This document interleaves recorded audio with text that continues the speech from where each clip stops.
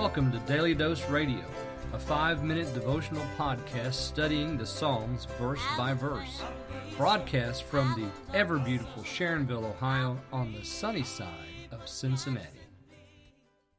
Hey, welcome back to Daily Dose Radio. This is your locally sourced, responsibly handled Bible study. Yes, this is like your roadside vegetable stand. Locally sourced, responsibly handled.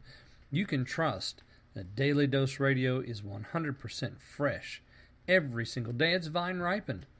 We're looking today and for the next month, really, the next 4 weeks, we're going to be looking into Psalm 18. We're going to take 10 verses and go through Psalm 18. We're going to do verses 1 through 10 to begin with talking about the introduction. We have quite a lengthy introduction to this psalm.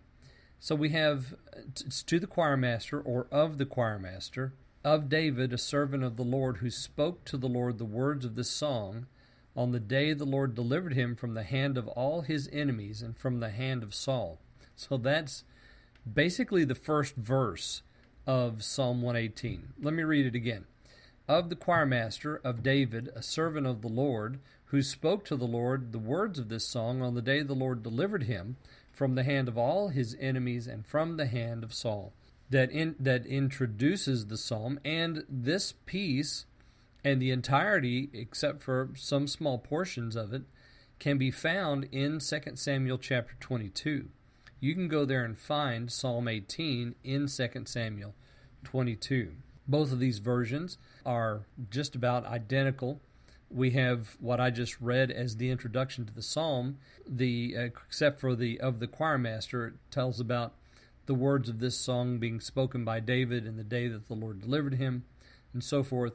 And so we have all of that there in 2 Samuel 22, except for the very next phrase. We have there in our verse 1, and he said.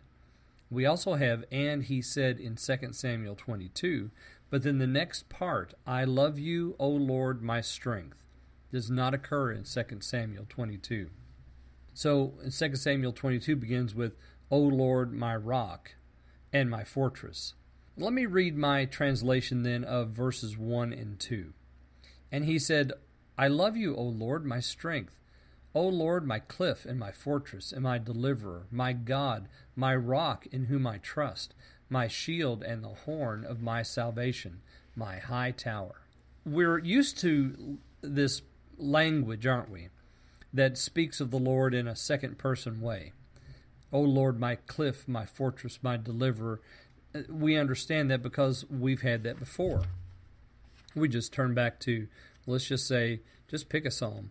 Go back maybe just 2 psalms to Psalm 16, and we're talking about the Lord, the portion of mine inheritance and my cup. So we're used to that, but not so much perhaps this first-person expression of love and devotion. I love you, O Lord. He doesn't say, as in 16:1, keep me, O God, for I trust in you. See, there's no prayer here. There's no expression of, if you'll keep me, I will. No, there is just simply this words of devotion that he just kind of blurts out. I love you. It's beautiful. And I think it's Weiser who says, I know I'm reading Arthur Weiser as I'm preparing for this. And Weiser says of that these words irradiate the whole psalm. Isn't that beautiful? Oh, Weiser, sometimes he just surprises me with the things that he says. He says that this phrase, I love you, O Lord, irradiates the entire psalm. It's so beautiful. And of course it does. It sets the tone for everything else that comes after.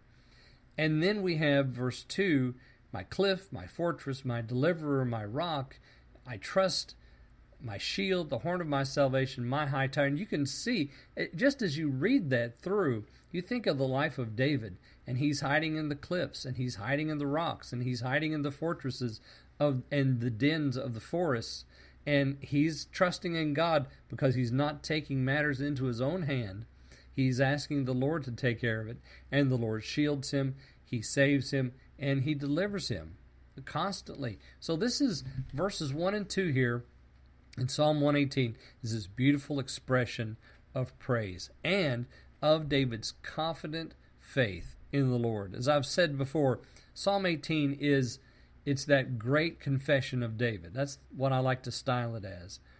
And we see it repeated in parts over and over and over, not only the Psalter, but also in other parts of the Old Testament.